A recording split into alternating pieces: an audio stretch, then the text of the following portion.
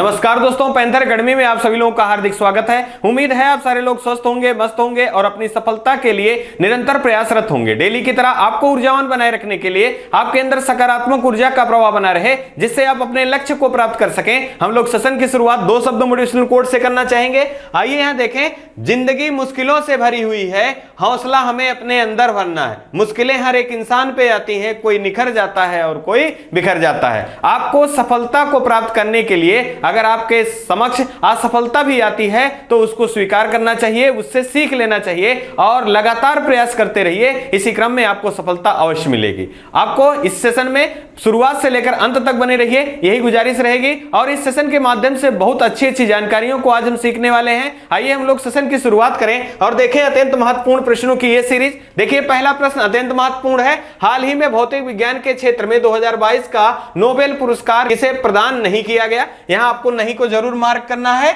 यहां देखिए हमारे ऑप्शन जो दिए गए हैं, पहला एलन आस्पेक्ट है, दूसरा जॉन एफ कैलोसर है, तीसरा एंटोन जेलिंगर है, चौथा स्वांते पाओ है। यहां जो हमारा सही विकल्प होगा, विकल्प नंबर डी सही होगा। स्वांते पाओ जो है ये विकल्प, इनको भौतिक विज्ञान के क्षेत्र में ना देकर ये 2022 के मेडिसिन के क्षेत्र में नोबेल पुरस्कार प्राप्तकर्ता के रूप में है। अब यहां इन 3 वैज्ञानिकों के बारे में आपको ध्यान रखना है। आपसे देश भी पूछ लिया जाता है तो आस्पेक्ट का जो आपका एलन आस्पेक्ट है ये फ्रांस से संबंधित हैं, जॉन एफ कैलोसर अमेरिका से संबंधित हैं और एंटोन जेलिंगर जो है ये ऑस्ट्रिया से संबंधित हैं। इन्होंने फिजिक्स में किस हिस्से पर कार्य किया है? तो क्वांटम सिद्धांत पर इन्होंने कार्य किया है और जिसके लिए इनको नोबेल पुरस्कार से सम्मानित किए जाने की घोषणा की गई है। कल के एपिसोड में हम लोगों ने देखा था नोबेल से संबंधित कि नोबेल फाउंडेशन जो है इसकी स्थापना कब की गई थी? तो आपको याद रखना है 1900 ईस्वी में नोबेल फाउंडेशन की स्थापना की गई थी और इसका उद्देश्य क्या था? तो अल्फ्रेड नोबेल की स्मृति में नोबेल फाउंडेशन की स्थापना की गई थी और इन्हीं के द्वारा पहले 5 क्षेत्रों में नोबेल पुरस्कार दिया जाता था। आपको बताया गया था क्षेत्र वो कौन कौन से हैं, तो आपको याद रखना है। पहला यहां आपको याद रखना है भौतिक विज्ञान, दूसरा याद रखना है आपको रसायन विज्ञान, साथ ही साथ तीसरा आपको यही याद रखना था साहित्य, साथ ही साथ याद रखना था आपको यहां मेडिसिन और शांति जो है। इन 5 क्षेत्रों में पहले नोबेल पुरस्कार दिए जाते थे और शांति का नोबेल पुरस्कार जो है ये नार्वे की राजधानी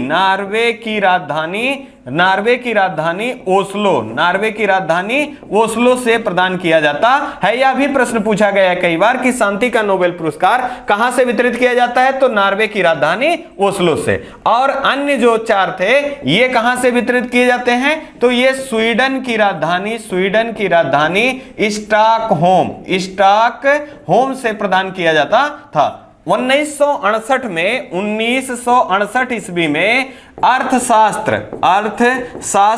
अर्थशास्त्र में नोबेल पुरस्कारों की भी घोषणा की गई और 1969 ईस्वी में पहली बार अर्थशास्त्र के क्षेत्र में भी नोबेल पुरस्कार प्रदान किया गया। ये महत्वपूर्ण जानकारियां हैं नोबेल से संबंधित। अब यहां नोबेल भौतिक के क्षेत्र में दिया गया है तो कुछ महत्वपूर्ण ऐसे प्रश्न है जो भौतिक से पूछे जाते हैं तो आपको याद रखना चाहिए। आइए इसी क्रम में हम लोग देखें। देखिए, पहला दिया गया डायनामाइट की खोज किसने किया था? तो अल्फ्रेड नोबेल के द्वारा डायनामाइट का खोज किया गया था। अगर बात करें सबसे कम उम्र के भौतिक के क्षेत्र में नोबेल पुरस्कार प्राप्तकर्ता कौन है? तो लॉरेंस ब्रैग हैं और इनको 1915 ईस्वी में दिया गया था और ये अपने पिताजी के साथ 25 वर्ष की अवस्था में इन्होंने नोबेल पुरस्कार प्राप्त किया था। अगर बात करें भौतिक के क्षेत्र में कोई 2 बार नोबेल पुरस्कार प्राप्त करता है तो आपको जरूर याद रखना है जॉन बर्डीन 1956 और 1972 में एकमात्र भौतिक के क्षेत्र में 2 बार नोबेल पुरस्कार प्राप्तकर्ता कौन है? जॉन बर्डीन है। अगर बात करें भारत के बारे में तो यहां पर आपको याद रखना है एस सुब्रमण्यम जी को नोबेल पुरस्कार संयुक्त रूप से दिया गया था और सीवी रमन जी को 1930 ईस्वी में नोबेल पुरस्कार से सम्मानित किया गया था। यहीं पे ध्यान रखना है। अगर बात की जाए भारत में सबसे पहला नोबेल पुरस्कार किसे प्रदान किया गया था? तो साहित्य के क्षेत्र में रविन्द्रनाथ टैगोर जी को नोबेल पुरस्कार से सम्मानित किया गया था। आइए इसी क्रम में हम लोग अगला प्रश्न देख लें। हाल ही में किसके द्वारा राष्ट्रीय आदर्श वेद विद्या मंदिर के दूसरे संस्करण को प्रारंभ किया गया? देखिए, पहला दिया गया धर्मेंद्र प्रधान, दूसरा राजनाथ सिंह, तीसरा नरेंद्र मोदी, चौथा अमित शाह। यहां जो हमारा सही विकल्प होगा मित्रों, यह विकल्प नंबर ये सही होगा, धर्मेंद्र प्रधान जी के द्वारा राष्ट्रीय आदर्श वेद विद्यालय। अब राष्ट्रीय आदर्श वेद विद्यालय का क्या आशय है? राष्ट्रीय आदर्श वेद विद्यालय ये दूसरा है। तो यहां आपको ध्यान रखना, पहला कहां स्थापित किया गया था? तो उज्जैन में स्थापित किया गया था। और उज्जैन कहां से संबंधित है? मध्य प्रदेश से संबंधित है। और ये दूसरा कहां स्थापित किया गया? पुरी। अब आपको याद रखना है, पुरी उड़ीसा राज्य से संबंधित है। अब यहां आपको याद रखना है कि वेद विद्यालय से क्या आशा है? तो वेदों के बारे में जो अध्ययन है, यह इसका मुख्य उद्देश्य है, या वेदों के बारे में जानकारी इनके द्वारा प्रदान की जाएगी, या इसका मुख्य उद्देश्य है। अब धर्मेंद्र प्रधान जी से आपको याद रखना है कि भारत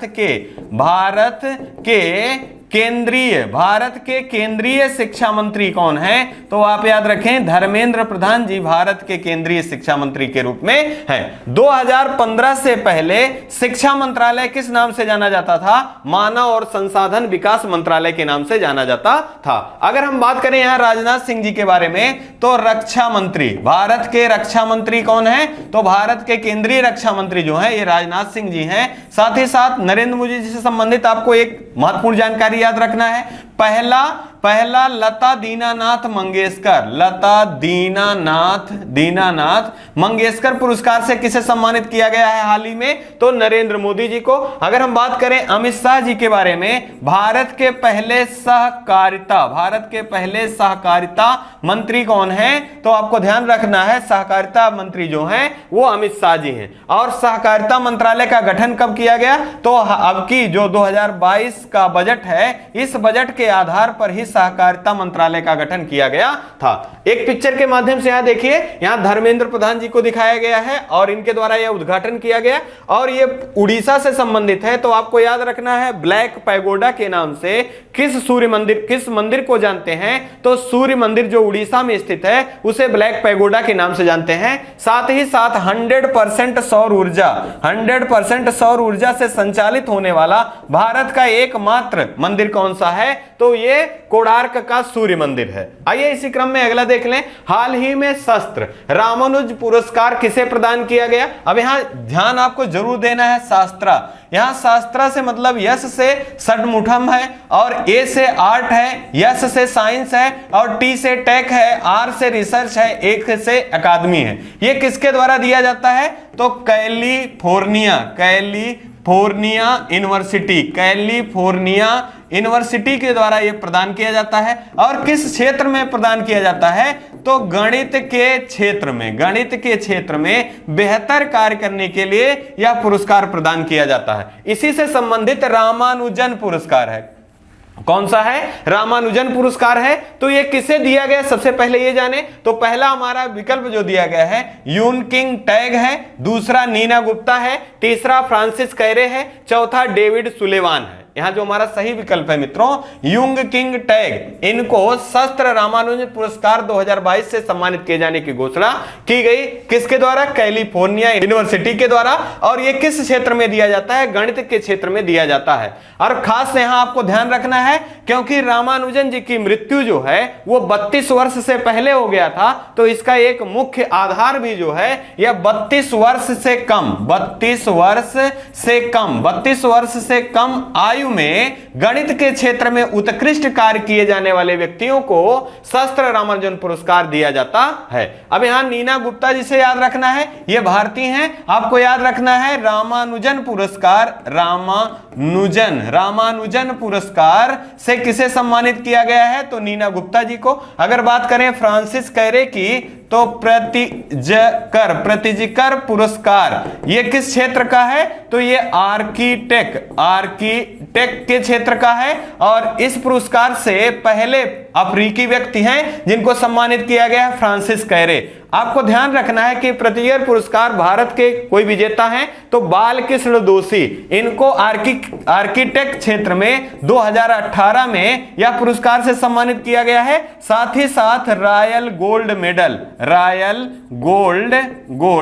मेडल से 2022 में किसे सम्मानित किया गया है तो बालकृष्ण दोषी जी को सम्मानित किया गया है। अगर हम बात करें डेविस सुलेमान की तो याद रखना है एबल पुरस्कार, यह भी गणित के क्षेत्र का पुरस्कार है। एबल पुरस्कार 2022 से किसे सम्मानित किया गया है तो डेविस सुलेमान को किया गया है। और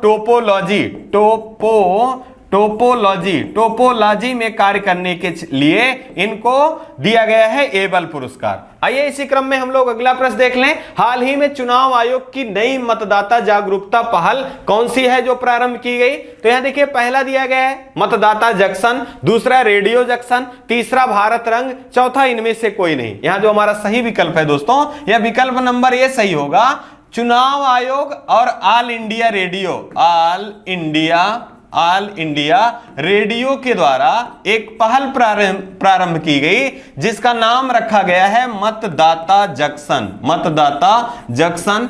अब इसका उद्देश्य क्या है तो हर सप्ताह में एक बार 15 मिनट का एक एपिसोड किया जाएगा जिसमें लोगों को मतदान के प्रति प्रेरित या मतदान के प्रति जागरूकता को प्रसारित करने का उद्देश्य है। यहां पिक्चर के माध्यम से देखिए मतदाता जंक्शन यहां दिया गया माननीय आयोग के द्वारा। ये 52 एपिसोड मतलब साल में जो सप्ताह होते हैं 52 सप्ताह होते हैं और 52 सप्ताह ये क्या होंगे, ये 15 मिनट का एपिसोड होगा जिसमें लोगों को मतदान के प्रति जागरूकता प्रसारित किया जाएगा। अगर हम बात करें भारत रंग महोत्सव, यह कहां से प्रारंभ किया गया है तो यह महाराष्ट्र से प्रारंभ किया गया है। और यह भाग किसका है? आजादी का अमृत महोत्सव, आजादी का अमृत महोत्सव का भाग है भारत रंग। और यहां पर आजादी का अमृत महोत्सव कब प्रारंभ किया गया?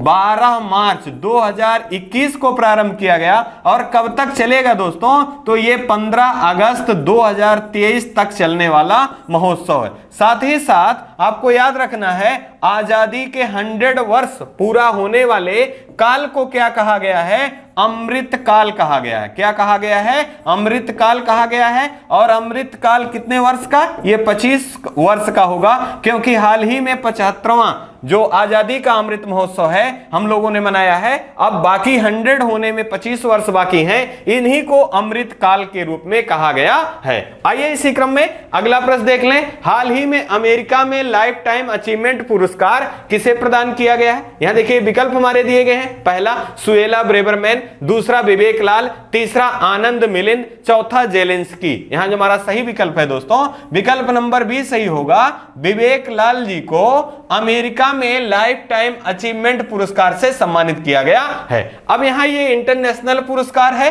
तो आपको जरूर याद रखना है, ऐसे प्रश्न परीक्षाओं में लगातार बने रहते हैं तो आपको जरूर याद रखना है कि अमेरिका में लाइफ टाइम अचीवमेंट पुरस्कार से किसे सम्मानित किया गया है तो विवेक लाल जी को। यहीं पे आपको याद रखना है सुएला ब्रेबरमैन के बारे में। ब्रिटेन में गृह सचिव के रूप में किसे नियुक्त किया गया है तो सुएला ब्रेबरमैन में। पहली जानकारी ये, लेकिन दूसरा यहां से इससे इंपॉर्टेंट है एलिजाबेथ द्वितीय पुरस्कार से हाल ही में किसे सम्मानित किया गया है तो यह पुरस्कार भी सुएला ब्रेबरमैन को दिया गया है। अगर बात करें आनंद मिलिंद के बारे में तो आपको याद होगा राष्ट्रीय, अभी हाल ही में हम लोगों ने पढ़ा है दोस्तों, राष्ट्रीय लता मंगेशकर पुरस्कार 2019, 2020 और 2021 के लिए घोषणा किया गया है। तो आपको याद रखना है कौन कौन से लोग हैं तो आपको याद रखना है शैलेंद्र सिंह जो हैं ये 2019 के लिए इनको पुरस्कार दिया गया है और 2020 के लिए आनंद जी को दिया गया है और 2021 के लिए कुमार सानू को राष्ट्रीय लता मंगेशकर पुरस्कार से सम्मानित किया गया है। पुनः एक बार बताया जा रहा है दोस्तों, यहां लता दीनानाथ मंगेशकर मंगेशकर पुरस्कार की बात नहीं हो रही है, यहां बात हो रही है राष्ट्रीय लता मंगेशकर पुरस्कार। तो इन 3 व्यक्तियों को दिया गया है। अगर हम बात करें जेलेंस्की के बारे में, तो यूक्रेन के राष्ट्रपति हैं। और आपको याद रखना है लिबर्टी मेडल से किसे सम्मानित किया गया है? तो आपको याद रखना है कि यूक्रेन के व्लादिमीर जेलेंस्की को लिबर्टी मेडल से सम्मानित किया गया। यही याद रखना है यूनेस्को शांति पुरस्कार अत्यंत महत्वपूर्ण है। यूनेस्को शांति पुरस्कार से किसे सम्मानित किए जाने की घोषणा की गई है? तो एंजेला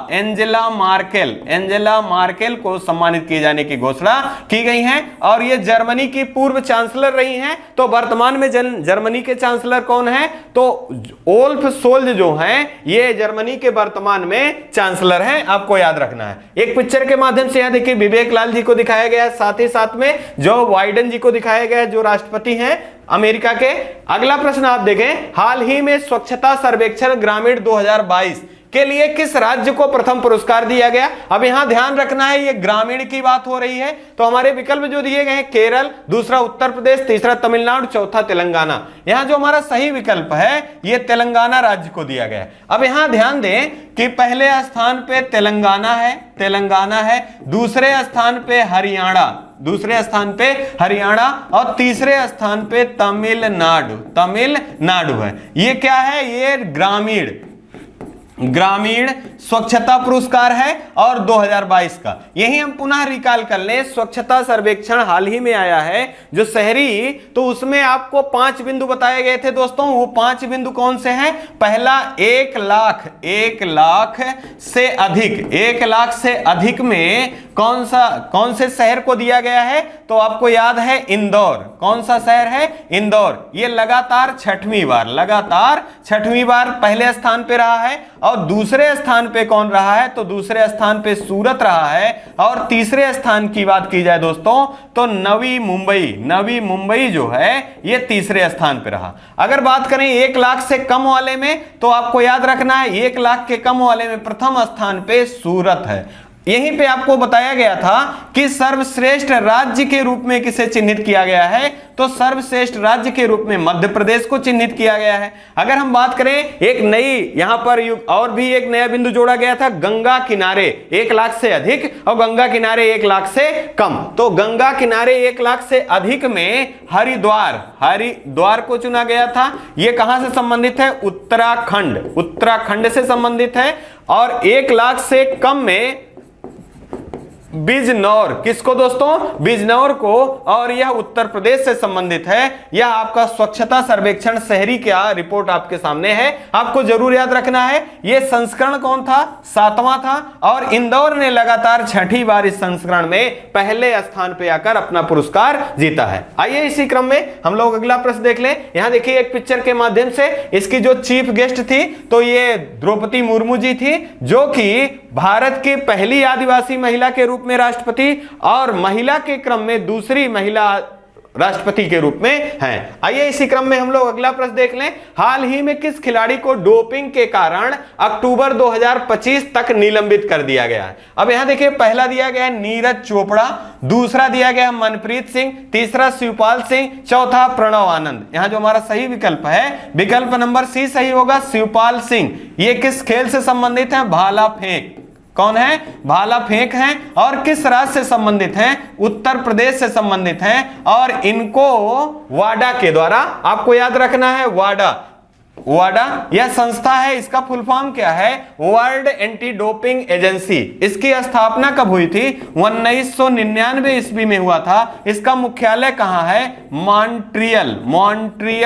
मॉन्ट्रियल जो कि कनाडा में स्थित है, मॉन्ट्रियल में स्थित है। और इसके द्वारा इनको 2025 तक निलंबित कर दिया गया है, शिवपाल सिंह जी को। अगर हम बात करें नीरज चोपड़ा जी के बारे में, तो हाल ही में आपको ध्यान होगा कि हाल ही में इन्होंने कौन सा पदक जीता है? तो विश्व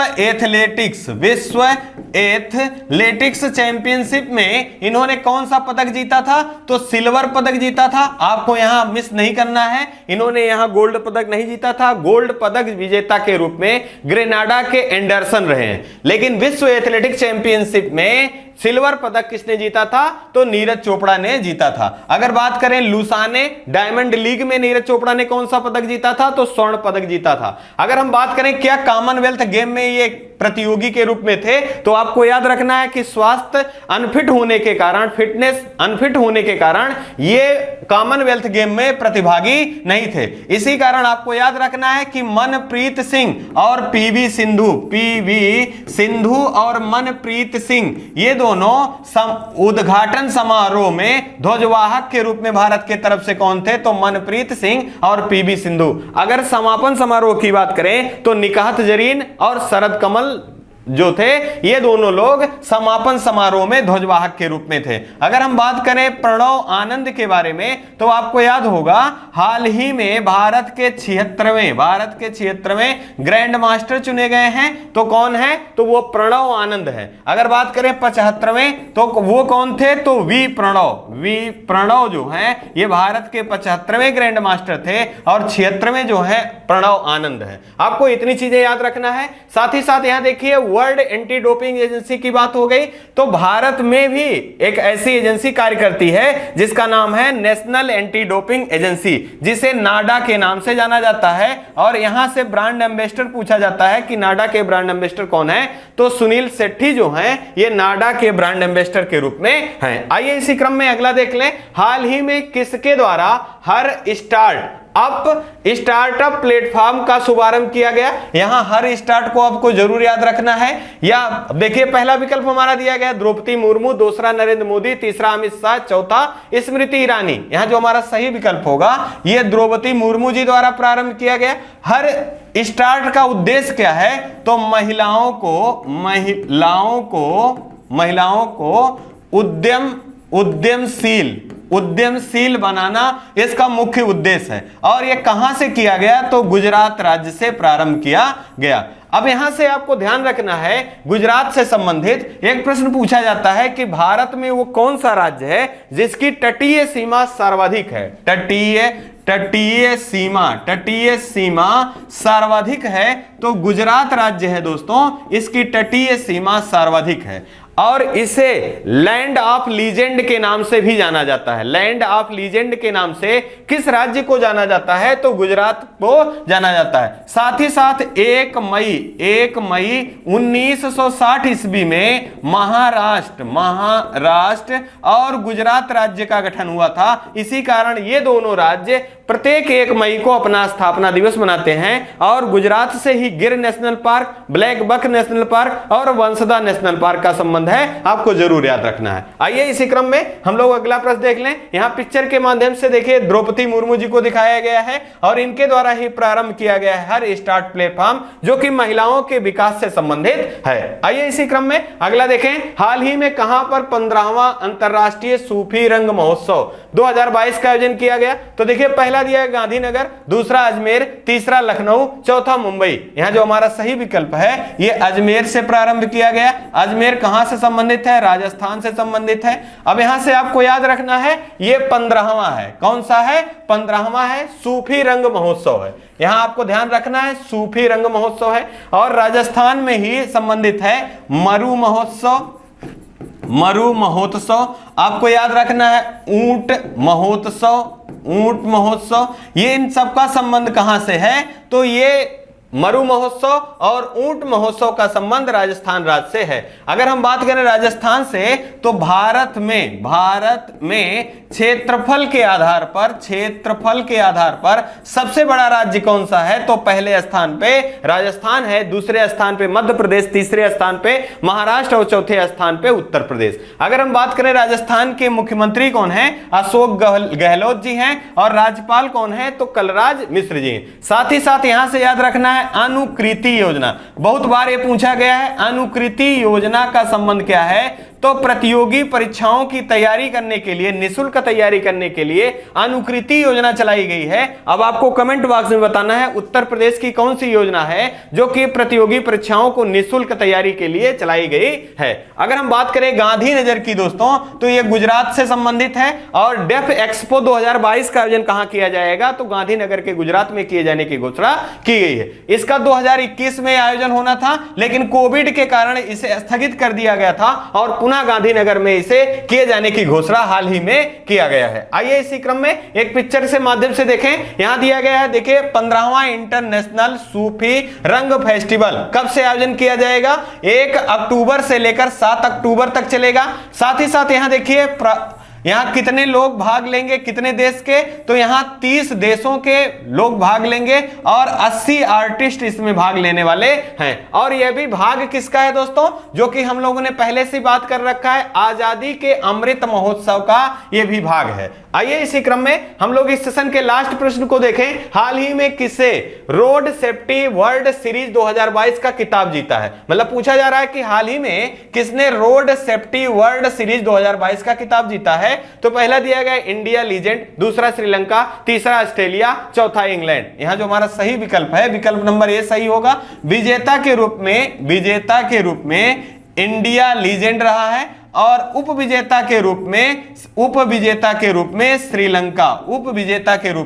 श्रीलंका रहा। अब जैसा कि दोस्तों यहां प्रश्न में ही दिख रहा है रोड सेफ्टी वर्ल्ड सीरीज, इसका उद्देश्य क्या है?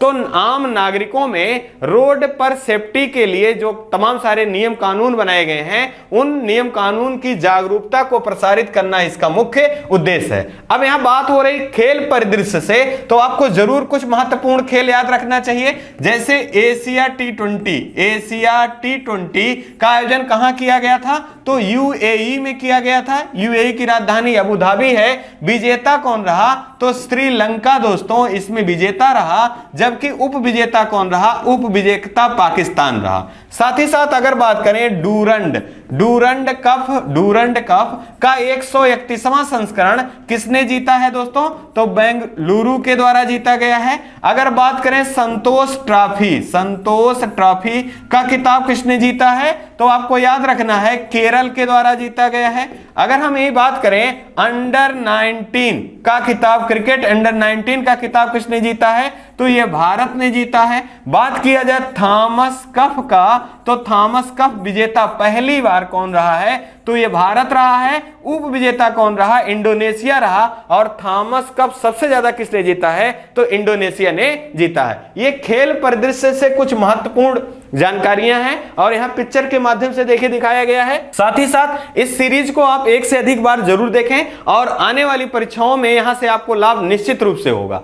और अंत में आपसे 2 शब्द के साथ हम विदा लेना चाहेंगे। देखिए यहां लिखा गया है, जिंदगी में हार तब नहीं होती जब आप हारते हैं, हार तो तब होती है जब आप हार मान लेते हैं। मतलब आपने अपने आप से हार मान लिया तो दुनिया की कोई ताकत आपको जिता नहीं सकती। इसी कारण आप सकारात्मक नजरिया लेकर, सकारात्मक सोच को लेकर आगे बढ़िए। आज सफलताएं ही सफलता का रास्ता खोलती हैं। इसी क्रम में आप सफल जरूर होंगे और आप अपना और अपने परिवार का खूब ढेर सारा ध्यान रखें। जय हिंद, जय भारत।